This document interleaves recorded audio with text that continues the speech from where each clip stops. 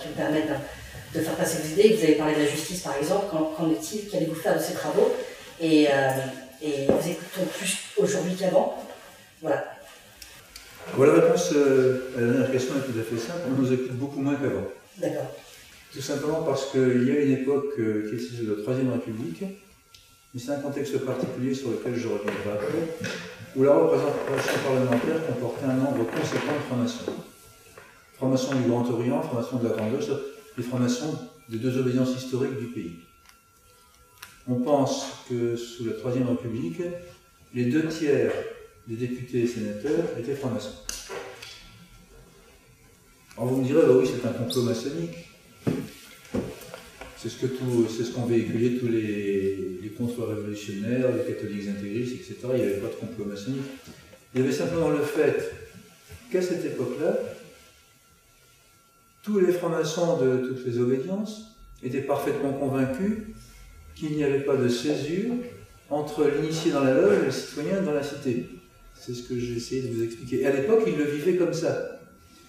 Et il découlait de l'initiation maçonnique l'obligation absolue, qui à mon sens découle toujours, mais qu'on a tendance à oublier, de s'intégrer dans la vie de la cité.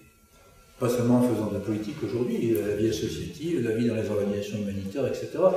Mais le franc-maçon qui est dans sa loge et qui ne s'intègre pas dans la vie de la cité n'est pas un franc-maçon initié. C'est-à-dire que c'est un franc-maçon qui dort dans sa loge, dire brutalement. Et donc à cette époque-là, c'est parce qu'ils étaient francs-maçons qu'ils savaient qu'ils devaient travailler dans la cité, qu'ils se sont impliqués dans la vie sociale. Et comme la franc-maçonnerie était une école, pas une école, c'est une école mutuelle où on apprend par le dialogue, par la magnétique, comme ils étaient au courant de toute la philosophie de l'époque, de toutes les anciennes philosophies, lisez ce qu'a écrit Jean Jaurès. C'est impressionnant. Un agrégé de philosophie qui devient d'abord adjoint au maire de Toulouse. Pourquoi devient-il adjoint au maire de Toulouse, après avoir enseigné dans quelques lycées périphériques? Pour s'occuper de l'instruction publique à Toulouse. Vous voyez bien la corrélation.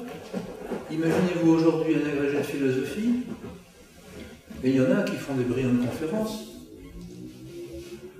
Devenir adjoint au maire pour s'occuper de l'instruction publique. J'aime beaucoup Henri Comte-Sponville, par exemple, parce qu'il est très spinoziste et que je le reconnais parfaitement. Henri Comte-Sponville fait des conférences. Le jour où un philosophe de ce niveau-là s'impliquera dans la vie politique de sa ville pour développer la culture dans les écoles, il fera ce que faisait Jean Jaurès. Et Jean Jaurès n'était pas maçon. Mais c'est l'exemple typique, et il y a une loge de la Grande Loge, une des plus anciennes, qui s'appelle Jean Jaurès. Si vous allez dans le temple Franklin Roosevelt à Paris, la bannière qui est à gauche, c'est la bannière de la loge Jean Jaurès. Donc il y avait une implication maçonnique directe dans la représentation parlementaire. Et à l'époque, il y avait aussi le gros problème de la place de l'Église catholique, non pas dans la cité, mais dans l'organisation politique de la cité. Et tout le combat qui a été mené de 1870, avec la chute de l'Empire autoritaire, après Sedan, jusqu'en 1905, ça a été le combat pour séparer la religion de la société civile. La séparation de l'Église et de l'État, ça correspondait à ça. Tout simplement parce que l'Église avait le pouvoir sur l'État. Et qu'il était naturel pour les maçons que l'Église n'ait pas de pouvoir sur l'État. Bien évidemment, il y a eu un certain nombre de dérapages à l'époque, mais quand le combat est violent, ça a dépassé le simple anticléricalisme pour devenir parfois une philosophie anti-religieuse. Mais une fois que la séparation a été votée, une fois que la laïcité est rentrée dans les esprits, il n'y a plus de raison de nos jours d'avoir de philosophie anti-religieuse. Il faut certainement garder dans l'esprit que l'on ne peut pas autoriser les clercs à reprendre le pouvoir dans la société. Et donc que l'on peut encore concevoir que les francs-maçons puissent être anticléricaux si les clercs ont trop d'importance. Mais ça ne sert à rien d'être anti-religieux, bien au contraire. Et donc à cette époque-là, l'implication dans la vie sociale était profonde. Les lois sur la contraception, c'est typiquement les loges maçonniques qui ont fait évoluer la société. cette loi a été discutée dans les loges maçonniques, et je pense que la majeure partie de ces articles ont été rédigés dans les loges maçonniques. Il n'en est pas de même sur la loi sur l'IVG, mais elle a quand même été inspirée en grande partie par les réflexions dans les loges maçonniques, mais elle n'a pas été écrite dans les loges. Donc vous voyez que l'influence persiste sur la société, mais elle est beaucoup moindre qu'avant, parce que, il me semble, c'est mon opinion personnelle, que les gens qui s'engagent actuellement, ou les frères qui s'engagent actuellement dans la vie sociale, se rendent compte très brutalement que la représentation parlementaire, Assemblée et Sénat, n'a plus vraiment de pouvoir politique.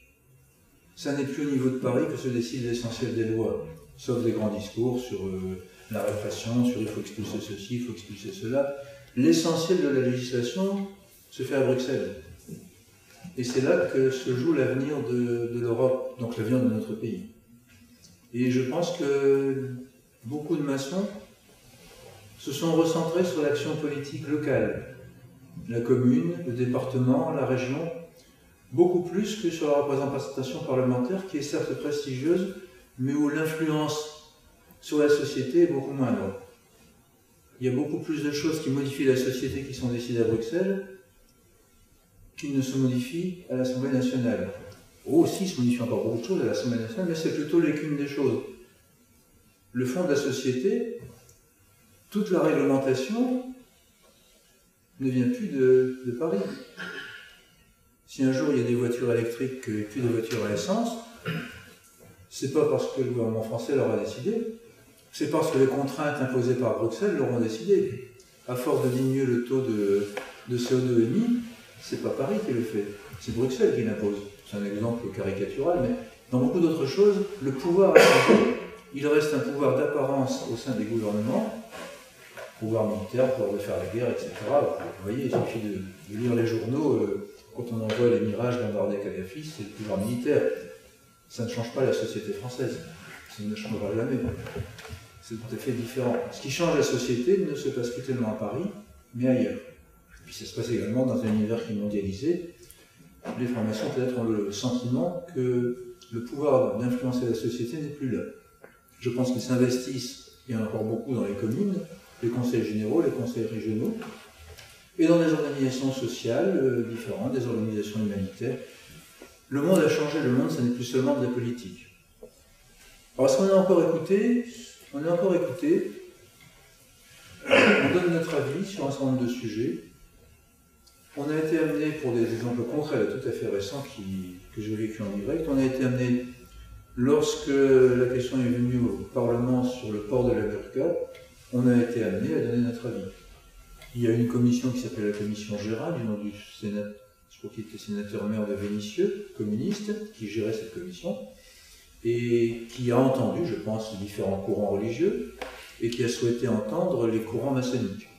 Il a invité 3 obédiences. Il y en a 50 ou 60 en France, mais il n'y a que quelques obédiences importantes. Il a invité la Grande Loge, le Grand Orient, et bien sûr la Grande Loge féminine de France. Donc nous y sommes allés à 3, sans nous concerter préalablement.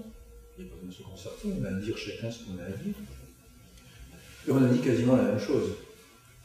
On a dit qu'il y avait de multiples raisons d'interdire la burqa, qu'il y en avait au moins 2 qui étaient fondamentales à nos yeux.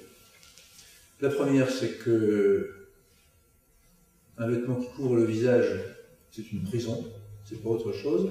Ça vise à retirer la femme de la société. La société, c'est de se voir face à face, de pouvoir dialoguer ensemble, de pouvoir se regarder, de pouvoir se voir tel qu'on est. Enfermer une femme dans une prison en coton, en laine, tout ce que vous voulez, c'est la retirer de la société. Donc, par définition, c'est contraire aux droits de l'homme. Aux droits de l'homme, en employant le neutre français. Il y a un genre neutre en français. Donc, c'est contraire aux droits de l'homme. Et même si la femme est volontaire, c'est la réflexion que je faisais tout à l'heure, nul ne peut être esclave volontairement. C'est-à-dire que même si la femme dit « je suis volontaire pour le porter », elle ne peut pas. La femme ne peut pas être esclave d'elle-même. Pas plus que l'autre. Et donc, comme c'est contraire à l'éthique, aux droits de l'homme, il faut interdire cette pratique vestimentaire. qui au surplus n'est pas une pratique du Coran. Deuxième, la deuxième, c'est pas une pratique du Coran parce qu'il n'y a aucune prescription dans le Coran sur la manière de vêtir les femmes. Il y a dans une sourate qui est peut-être la 18 ou la 23, je ne sais plus sur le moment, une prescription qui concerne la femme du prophète. Aïcha. Et il est dit textuellement qu'en ce qui concerne la décence vestimentaire, il est souhaitable pour la femme du prophète, pas pour les autres, de se voiler le sein. Rien de plus. Se voiler le sein, ce n'est pas s'enfermer dans une prison, mais c'est parce que c'est la femme du prophète. Les autres peuvent s'habiller comme elle. Deuxième élément essentiel, à côté de la dimension éthique et de la dimension sociale, c'est que porter ce vêtement dans la société occidentale telle que nous la vivons, c'est faire un acte de prosélytisme religieux. C'est affirmer que l'on est musulman, qu'on est musulman intégriste, et c'est dire en même temps que tout compte fait, tout le monde devrait être musulman comme moi. Eh bien, la loi de séparation des églises et de l'État nous dit le contraire. La religion est dans le domaine privé, et dans le domaine public, il ne doit pas y avoir de signes religieux ostentatoires. Or, la burqa, c'est quand même un signe religieux ostentatoire. Ce n'est pas une mode vestimentaire, sinon ça se saurait. Mettre un foulard dans ses cheveux, ça peut être une mode vestimentaire. Porter une burqa dans la société occidentale n'est pas une mode vestimentaire, c'est un signe religieux, c'est du prosélytisme religieux dans l'espace public. Et nous avons bien dit du reste, j'avais écrit à un ministre de l'Éducation qui a été battu aux élections, je ne sais plus quoi du reste, Darcos, qui avait écrit une longue lettre, et je lui avais aussi répondu très gentiment que la distinction subtile qu'il faisait entre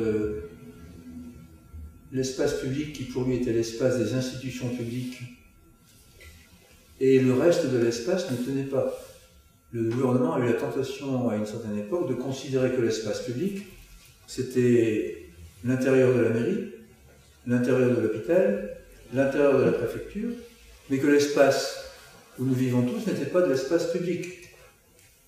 Et qu'il y avait donc trois types d'espaces. L'espace privé au domicile, un espace intermédiaire et un espace public qui est celui des institutions publiques. Or ça n'a vraiment aucun sens. L'espace public, ce n'est pas l'espace de la mairie ou de la préfecture ou du palais de l'Élysée. Ça, c'est l'espace de l'État. Parce que c'est l'État qui dirige tout ça. L'espace public, c'est l'espace où nous nous rencontrons. C'est l'agora des Grecs.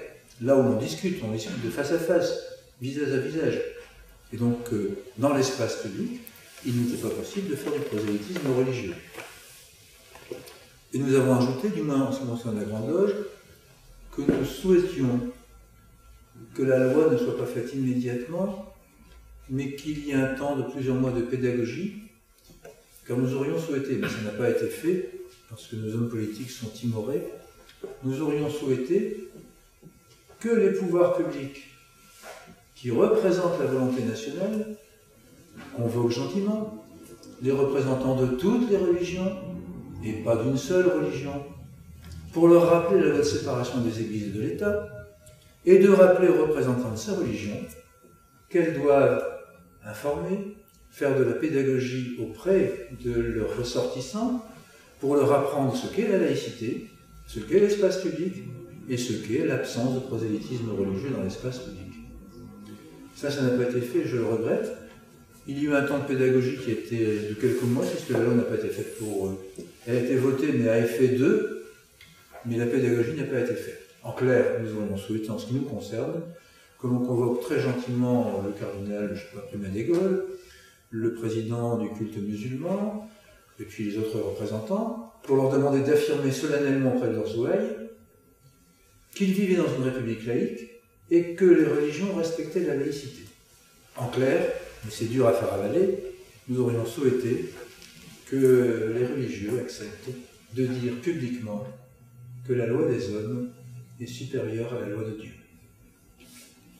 Ça n'a pas été fait, il faudra que ce soit fait un jour, sinon nous aurons toujours la tentation, et la tentation existe au sein du gouvernement actuellement.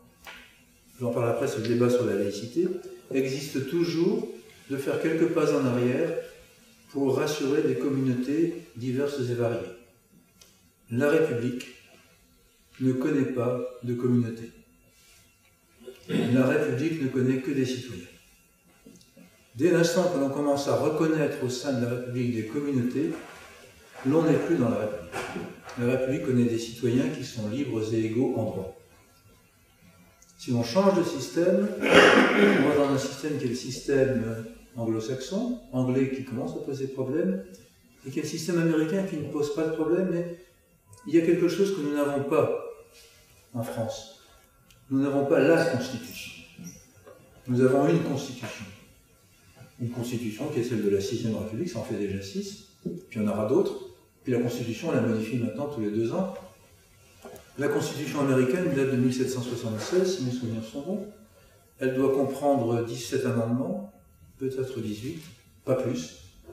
Mais les Américains vivent sur un système parfaitement juridique qui existe depuis deux siècles et qui n'a connu aucune modification substantielle. Et chaque citoyen américain est responsable de sa conduite, citoyen, pas la communauté, est responsable de sa conduite devant la Constitution. Alors après qu'il y ait des communautés aux États-Unis, ne change rien au problème, car chaque membre de la communauté est responsable individuellement de son action dans la société qui correspond à la Constitution américaine.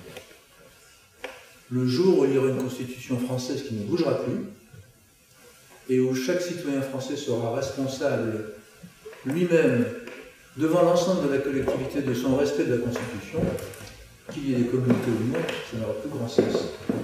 Mais actuellement, la République ne peut connaître que des citoyens. Sinon, ça n'est plus le même mécanisme.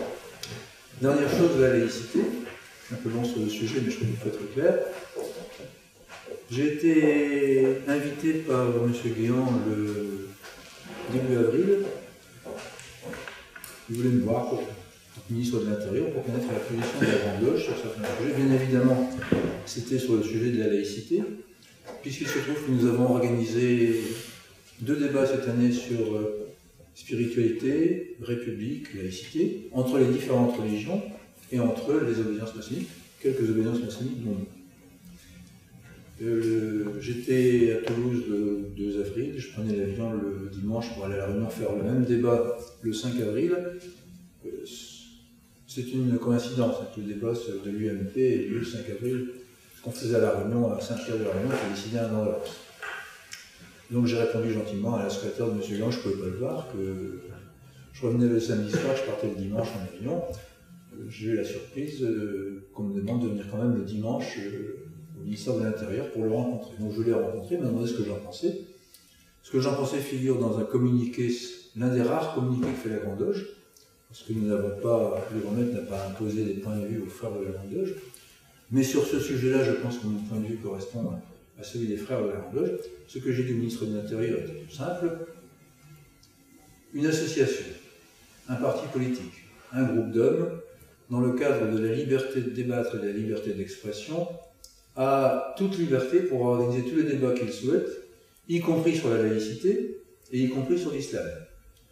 Je trouvais qu'en ce qui me concernait, et je trouve d'autant plus que je suis plutôt de cette sensibilité du mouvement politique qu'est le fait, je trouvais complètement malencontreux que l'UMP organise ce type de débat sur la laïcité, parce que ce n'est pas un débat sur la laïcité et les religions, c'est un débat sur la laïcité et une religion. Mais que c'était sa liberté. Que par contre, le gouvernement n'avait pas le droit d'organiser des débats de ce genre, car le gouvernement de la République n'est pas là pour débattre, il est là pour faire appliquer la loi. Et que la loi qui nous est commune à tous, c'est la loi de 1905, de séparation des églises, de l'Église, mais des églises et de l'État, et que le gouvernement n'a rien d'autre à faire que de faire appliquer cette loi dans tous ses termes, sans chercher à la modifier. Et vous verrez dans le communiqué qui est paru, j'ai dit qu'on pouvait bien évidemment relire la loi de 1905, relire, c'est-à-dire la relire avec ses attendus, ses considérants, tout ce qui explique pourquoi on a fait cette loi à l'époque, on pouvait la relire, c'est pas en train de comprendre pourquoi des choses, mais qu'on ne pouvait pas la contourner. Et qu'on ne pouvait surtout pas la contourner en voulant passer par le régime concordataire qui existe en Alsace-Moselle. En clair, il y a une loi, on l'applique. Cette loi a assuré la paix sociale et la paix religieuse depuis plus d'un siècle dans notre pays. Il suffit de l'appliquer, Bien entendu, par rapport à l'islam, c'est plus difficile que par rapport aux autres religions, mais il ne faut pas s'y tromper. Si on ne l'applique pas à l'islam, les autres religions voudront reprendre du pouvoir sur la société civile. Je me souviens d'un communiqué qui a été fait par l'Assemblée des évêques de France. C'est paru en 10 lignes dans Le Monde ou dans le Figaro, lorsque l'on a interdit les signes ostentatoires religieux à l'école. Ça ne concernait bien évidemment que la religion musulmane. Eh bien, la conférence des évêques a publié un communiqué pour dire qu'elle regrettait cette loi parce qu'il était naturel d'afficher son appartenance religieuse. Ça n'en reste là. Mais ça veut dire que si on laisse les structures religieuses reprendre du pouvoir sur la société civile, je ne suis pas anti-religion en disant cela. Je pense que la religion est parfaitement respectable. Toutes les religions, toutes les philosophies, et également les absences de religion, sont parfaitement respectables, mais cela ne doit pas correspondre à l'invasion dans le débat public. Le discours de Ramsay est très clair, il y a 3 siècles, il écrivait tout. Il faut connaître tous les arts libéraux, toutes les sciences utiles. Il faut en faire un dictionnaire universel, la théologie et la politique seules exceptées. Je pense que c'est parfaitement moderne et qu'il n'y a rien de plus à ajouter sur ce sujet-là.